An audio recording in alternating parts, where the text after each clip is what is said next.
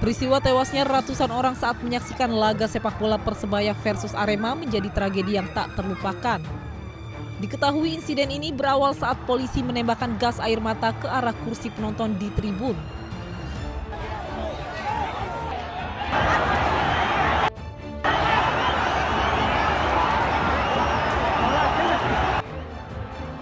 Penonton yang panik pun berlarian hingga mengakibatkan di antara mereka saling injak dan berebut untuk keluar.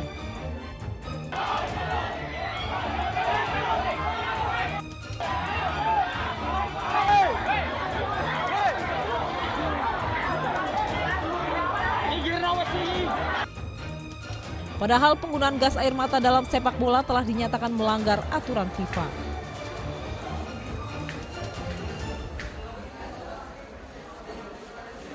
Jadi barangkali hal-hal tersebut yang bisa menjadi pertimbangan nanti mengapa bisa menjawab pertanyaan mengapa gas air mata itu sampai bisa ditembakkan, bahkan ditembakkan sampai ke tribun, di mana sebetulnya menurut saya tidak ada ancaman dari tribun. Pasal 19 jelas menyatakan bahwa penggunaan gas air mata itu tidak diperbolehkan. Tapi kan persoalannya peraturan-peraturan FIFA seperti itu sudah diabaikan selama puluhan tahun. Sementara Abdul Haris selaku Ketua Panitia Pelaksana Arema FC menuturkan bagaimana kondisi yang dialami saat detik-detik terjadinya insiden. Sejak awal dirinya mengaku telah mengingatkan kepada semua pihak agar tetap menjaga ketertiban hingga pertandingan usai. Saat pertandingan berakhir, pihaknya langsung mengamankan para pemain, baik pemain Arema maupun Persebaya agar bisa pulang dengan selamat.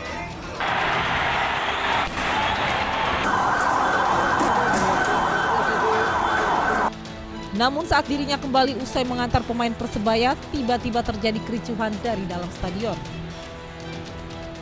Aremania masuk ke lapangan mau mensupport tim kesayangannya, dan ada beberapa penembakan gas air mata yang saya lihat juga di pinggir lapangan ada, di pintu 13 ada, di pintu jalur evakuasi pintu 12-13 juga ada.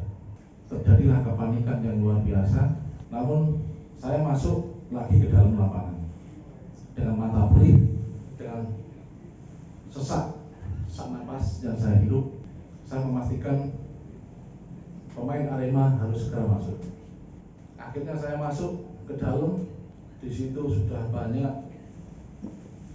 adik-adik kita, saudara-saudara kita, ceritakan tanpa bisa apa yang saya harus berbuat.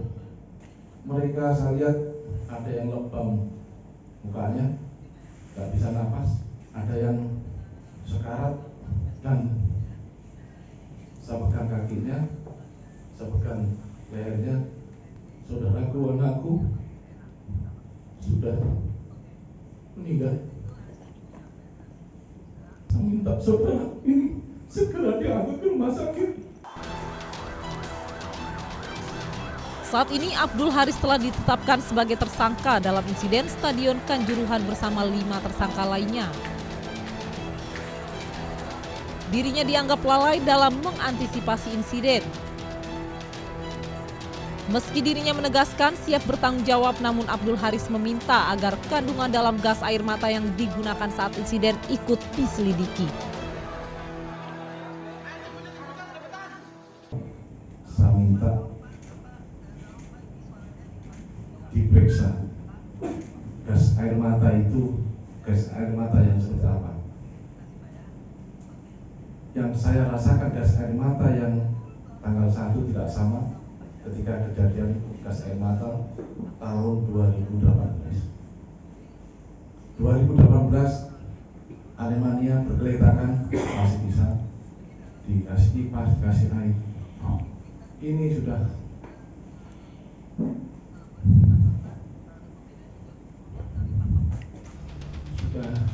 bisa apa-apa.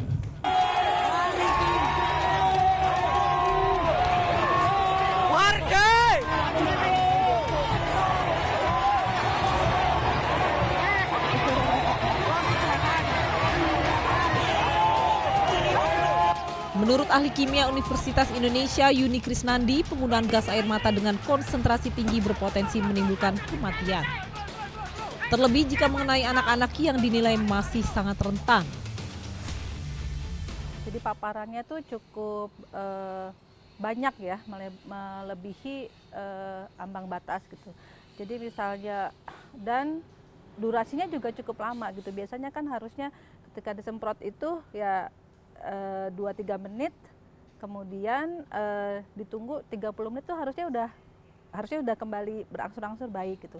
Tapi kalau misalnya saya nggak cek berapa lama tuh ya yang di anjuran itu disemprotkannya. Nah kalau dia semprotkannya itu durasinya lebih dari menit tadi, waktu tadi, dan jumlahnya banyak, berarti kan konsentrasinya tinggi ya. Nah itu bagian yang depan yang terkena pertama pasti akan mengalami efek yang paling cukup parah ya kalau menurut saya gitu. Dan rentan kalau udah saya baca juga banyak anak-anak ya di situ.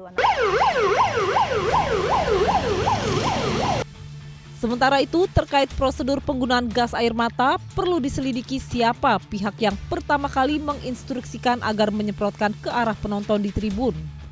Karena kelalaiannya dianggap telah mengakibatkan jatuhnya korban jiwa.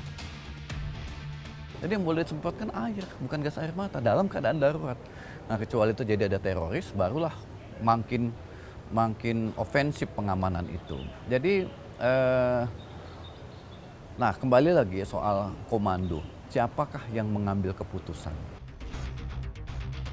Sungguh disayangkan banyak nyawa yang harus melayang sia-sia demi sebuah pertandingan yang bahkan tidak menghasilkan prestasi dunia. Jika sistem masih usang dan lembaga terkait masih menutup mata, maka jangan pernah bermimpi sepak bola Indonesia bisa menembus tingkat dunia. Mimpi sepak bola Indonesia untuk menembus tingkat dunia perlu dievaluasi kembali. Jika klub kesayangan mengalami kekalahan saja, selalu berakhir ricuh. Kedepan pemerintah harus benar-benar membenahi sepak bola Indonesia. Karena tak boleh ada lagi sepak bola seharga nyawa. Demikian Delik edisi hari ini. Saya Dana Suara dan Widya Bayjati. Terima kasih dan sampai jumpa.